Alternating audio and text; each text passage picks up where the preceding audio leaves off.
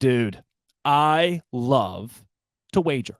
Football's back, and when I tell you that I did the thing where I made some money on a football game, I went in and I put a wager on the Browns and the Jets. And I get it, right? Maybe I'm degenerate for doing so, but I did because FanDuel.com/locked on makes it so flippin' easy.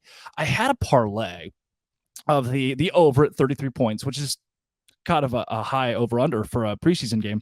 I had the over picked and I had the Jets picked to cover -2. Well, obviously the Jets lost, but at halftime, I used FanDuel's live betting option because I realized, oh, shoot, I think the Browns are going to come back in this game.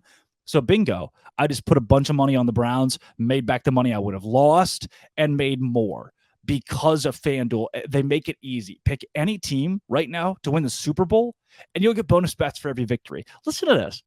You can use those bonus bets on spreads, player props, over-unders. Right now, when you bet on a Super Bowl winner at FanDuel.com, you get bonus bets every time that team wins in the regular season. That's crazy, dog. That is crazy.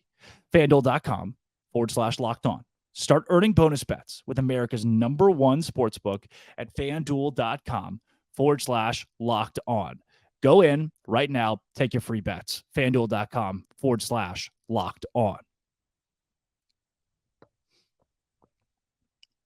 Gonzaga and UConn. I don't love it. I don't love the idea of taking basketball only schools. To me, it's this weird Notre Dame syndrome of, is Notre Dame in the ACC? Well, the football team plays a lot of Big Ten teams. Are you in wrestling, right? Which wrestling is a very obscure NCAA sport. Oklahoma State is playing Fresno State in a Big 12 conference matchup in wrestling. We don't really bat an eye to that. We don't say like, oh, that's crazy. Fresno State's in the Big 12. We don't talk about that a lot, but it's kind of funky. It's kind of weird. The reason it's not discussed is because wrestling is not a major sport. Sorry, Oklahoma State fans. I know you're really good and I'm rooting for you. So we're at a point right now where why would you muddy the water with Gonzaga and UConn in just basketball when you already have the nation's #1 basketball conference? You have Baylor, a Final Four. There could be a Final Four of Baylor, Kansas, Arizona, and I'd say Kansas State just because I like Jerome Tang right now. That could be a legitimate Final Four in the Big 12. One of those teams has to finish 4th in the conference. And I don't know if you need to bring in UConn and Gonzaga to knock those teams down. Not to say that UConn and Gonzaga would dominate the Big 12. I don't know that they would dominate exactly, though one did just win a national championship and the other was in a championship. Might I remind you, they lost by a lot to the Baylor Bears. You're in a spot where you could bring those teams in, and who you're going to be hurting is like a UCF, one of your bigger, a brand that is bigger than Gonzaga. You're going to hurt an Arizona State.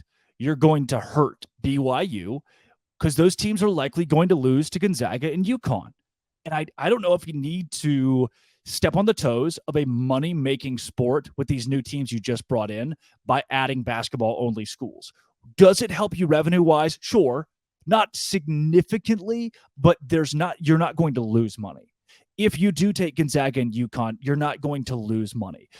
And it shows the strength of the Big 12 to me that last year's national champion in college basketball is scratching and clawing at the door, that if Brett Yormark picked up the phone tomorrow and said, hey, yeah, sure, we're chilling, come on, that they would say yes, 100%. The fact that the Big 12 has a direct line to last year's national champion, and that champion is calling every day. It's like, hey, dude, hey, what about today? Can we do it today?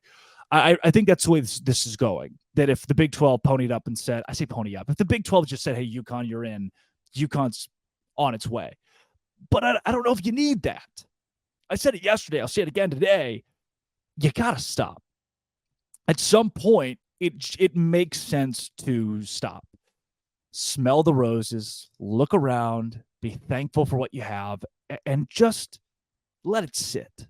16 teams is a lot. with Texas and OU in that as well, you have 18 teams playing in your conference in a 2-year span. Not that I think expansion should stop permanently, but for at least a little bit. You have 8 new mouths to feed at the table, and you have 8 returning members. There is a need to value. There's a need to value those returning members by keeping it where it is. Don't go to an Oklahoma State who has been loyal. Don't go to a TCU who's been loyal and say, hey, look, we're going to add 10 new teams. They now outvote you. That's not the way to do this, especially with Gonzaga and UConn that bring, nothing in football. They bring nothing in football. Decent-ish baseball at Gonzaga, at least. Men's basketball, women's basketball, that's going to push the needle. It's going to be huge for the Big 12 if they make this decision. I won't cry about it, but I don't think it's the right time. Is there a need to do it? There was a need to expand to 14, 16 teams. There was a need to bring in these power brands from the Pac-12 to stay relevant as a Power 3, Power 4 conference in college athletics. That was a need. Is there? Ask yourself this. Tell your buddies this in the office when they say, hey, look, my UConn Huskies are going to the Big 12. Why do we need you? That's what you ask them. You say, why do we need you? Gonzaga fans that are in your Twitter feed saying, oh, yeah, we'd love to go to the Big 12. Ask them, why do we need you? They're great. They're great brands in college basketball. But the Big 12 is already the best conference there. And I don't want to shortchange a UCF, a Cincinnati, a BYU by bringing in teams that are just going to push them further down the line. And I don't want to disrespect the hateful 8, the 8 who stayed loyal, by saying there are now 10 members who are brand new who can outvote you on stuff.